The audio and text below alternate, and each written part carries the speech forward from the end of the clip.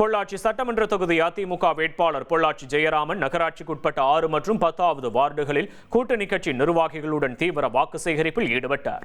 அப்போது பேசிய அவர், பொள்ளாச்சி மற்றும் சுற்றுவட்டார கிராம மக்கள் குடிக்கும் தண்ணீரில் சுவை இல்லை என்றும் சுத்திகரிப்பு நிலையங்கள் முறையாக செயல்படவில்லை என்றும் குற்றம் சாட்டினார்.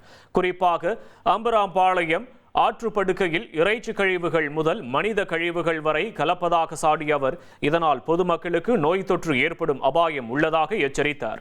திமுக அரசு தனக்கு வாக்களித்த பகுதிக்கு மட்டுமே தண்ணீர் வழங்கிவிட்டு மற்ற பகுதிகளை புறக்கணிப்பதாக தெரிவித்த ஜெயராமன், அதிமுக ஆட்சி அமைந்ததும் தரமான குடிநீர் வழங்க தீர்வு காணப்படும் என உறுதியளித்தார்.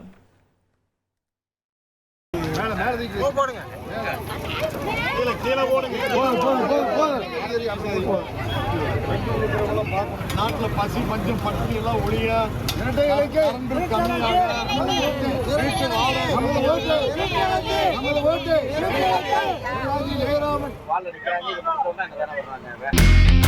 இனி செல்லும் இடமெல்லாம் செய்தி. தந்தி டிவியின் வாட்ஸ்அப் சேனலை ஃபாலோ பண்ணினா செல்லருக்கும் இடமெல்லாம் செய்தி. இதோ QR கோட் இப்பவே ஸ்கேன் பண்ணுங்க, ஃபாலோ பண்ணுங்க.